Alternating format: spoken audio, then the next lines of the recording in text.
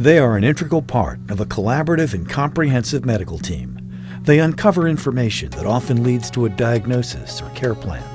Yet many patients never meet the doctor who can offer a clear picture of what's going on inside the human body.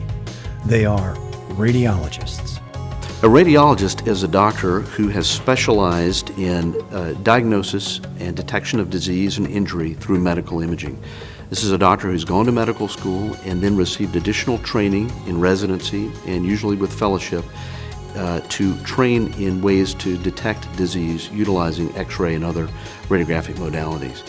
All of that training places the radiologist, I believe, central to the care of the patient, helping guide the team toward a diagnosis and management pathway that I think heretofore has not been possible.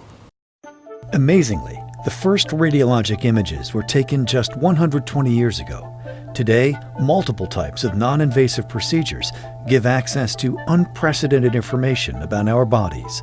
This helps recognize and address diseases and injuries at the earliest possible stage. Well, radiology is used quite frequently in the emergency department in the setting of acute trauma, whether it be sports-related injuries or automobile accidents. We find it's used frequently for patients that present to their healthcare provider with ongoing, long-standing symptoms, headaches, abdominal pain, anemia, general aches and pains that can't be resolved. And radiology is very valuable in screening for diseases that are not yet clinically apparent: lung cancer, breast cancer, colon cancer, osteopenia, osteoporosis, coronary artery disease. So we're valuable in all three arenas. The use of medical imaging is increasing, in part because of what can be immediately learned about a person's health. At this radiology practice in North Carolina, a combination of certified technologists, subspecialty trained radiologists, and quality equipment has helped create trusted relationships with area health professionals for more than 60 years. Technology in radiology has exploded since the discovery of the first X-ray in 1895. Just look at the many advances that we have. The advanced imaging in CAT scans and MRI and PET imaging, ultrasound, digital imaging, now with clarity that we could have only imagined previously. With a diagnostic mammogram, we can detect calcifications associated with the cancer that are no bigger than a speck of dust. What an amazing time to be a radiologist and a special time for healthcare. While anyone with an X-ray machine can look inside a body, it doesn't mean that the image will be of good quality or that the image was even a useful tool for diagnosis. In fact, determining which imaging study to do and when to do it is a critical step that can vary between caring for adults and children. I think quality is important in the entire imaging chain, from the time an examination is ordered to the time that the interpretation of the study is rendered. The examination has to be ordered properly.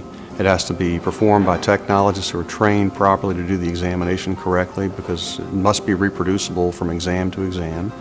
And finally, to get the images to the proper radiologist for an interpretation, preferably in a subspecialty setting where you optimize the chance to get the best result that you're going to get, or the most accurate result that you can get, by having the proper imaging done for the proper reason and given to the proper radiologist for a proper diagnosis. Each field has advances every day, and so it becomes more and more difficult for any one radiologist to be the master of all areas in radiology. Therefore, these doctors train in a particular area of interest. So for a neuroradiologist, we'll study MRI imaging of the brain. For pediatric radiologists, we'll primarily focus their expertise in the care of children. Breast imagers will focus on imaging of breast diseases. And so with a larger practice, there is an opportunity to have several of these subspecialists in each area to provide a comprehensive radiology care to the patient. Similar to other types of medicine, new life-saving and cost-saving technical advances are leading to better outcomes for patients and have the potential to reduce long-term healthcare costs. One of the greatest opportunities in radiology is with 3D mammography. Though all mammography, even 3D mammography, is not perfect and it will miss some cancers, 3D mammography does significantly improve cancer detection. So the difference between 2D or traditional mammography and 3D mammography or tomosynthesis is that 2D mammography is taken in one picture through all of the breast tissue compressed, and the tissue overlap can hide things. 3D mammography is taken in an arc, so the computer can actually make those into images that you can page through like pages in a book. So you can see through the tissue better to find those little cancers earlier. And to the patient, it actually seems like the same exam. It's only like a second or two longer. So they won't really notice a difference.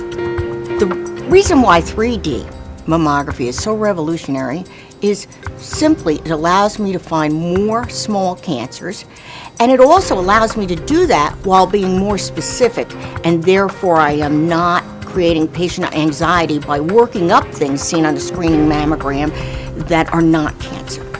And is it perfect? No. Is it revolutionary and much better? Yes. Radiologists are among the most important doctors that patients never see and are an integral part of the comprehensive care team. When working with a dedicated provider, radiologists can provide the right imaging exam at the right time for the right medical reasons to obtain the right information that, in many cases, leads to a life-saving diagnosis.